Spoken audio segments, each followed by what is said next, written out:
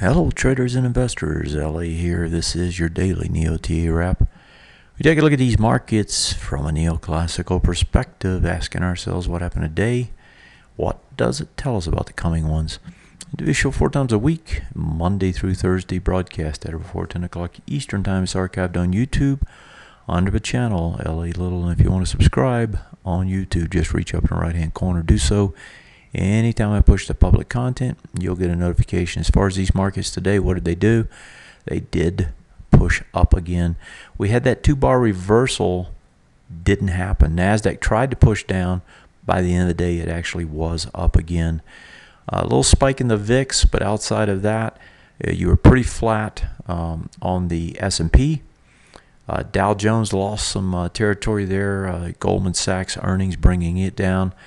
And outside of that, small caps down slightly. Over in Europe, you had some pressure, down 1% across the board. There, SMI down 3/4, almost 1%. And if we look a little bit farther down here at Asia, the Nikkei was down slightly. Actually, that's tonight's. It was down a little bit. Shanghai down slightly tonight as well. Moving to the indexes. Let's take a look at the charts. So I got the Dow up. I brought the Dow up. I don't you look at it that much anymore. But what I wanted to show you here is the Dow actually came back in to do a bullish retest regen, an immediate one, off that breakout that took place here. So this was the test back in. You actually had 2 tests now. This one comes and does the full retest regen, which is what you would expect on the immediate retest. And so it holds though, reverse hammer, volume not picking up at all, hardly. Volume comparatively about the same. So to me, that's a successful test until proven otherwise. And in a bullish market, you have to lean towards those being successful tests as long as they hold. Moving to the S&P, what does it do? Comes back into the retest regen as well.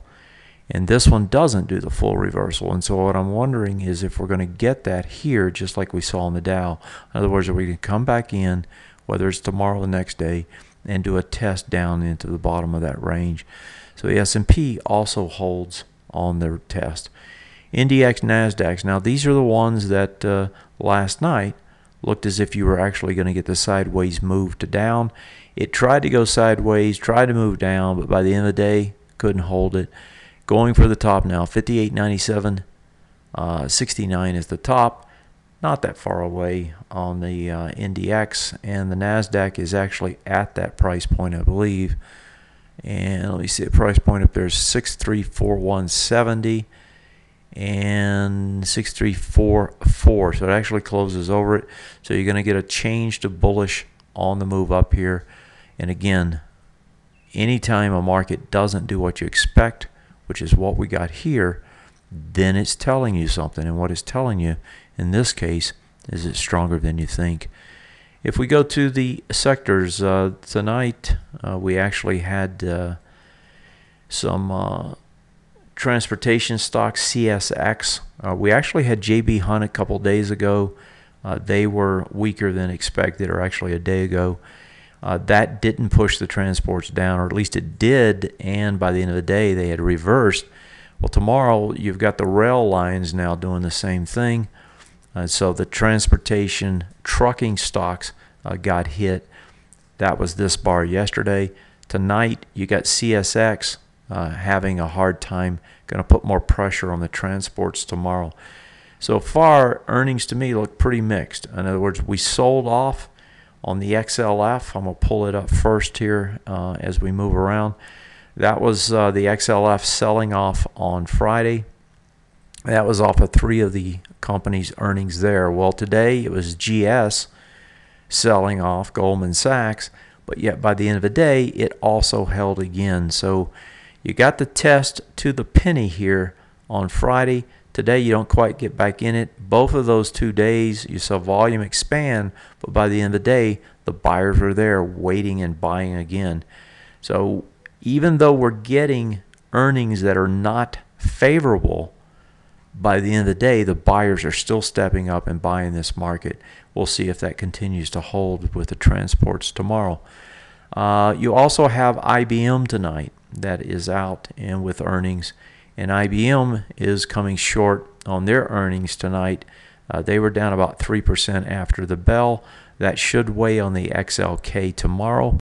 So we'll just have to see if tomorrow this thing actually tries to come back. What you have in the meantime, though, is actually bullish engulfings, right? I mean, these things got over it, engulfed the move in front of it, the bar in front of it, and so that suggests it can go farther. So, if we get reversals, it'd be one thing. If not, this is a continuation move, not a sideways to down move, which is what should have happened. Let me quickly look and see what else we got here. All I know so far is that what we've seen is strength continuing to be bought. This market unable or unwilling to sell down at all. As I flip through these sectors, each of them continue to show that same picture from what I see. So I don't see anything here I don't see anything here that's going to stop this market yet. That's it for tonight. So what you have in summary is a strong market that just doesn't want to stop. And until we see another reversal sign that actually catches the market and pulls it back, you just have to go with what's there. You keep leaning along until it tells you not to on an overall basis. And right now, this market just doesn't want to stop. Have a great one. See you next time.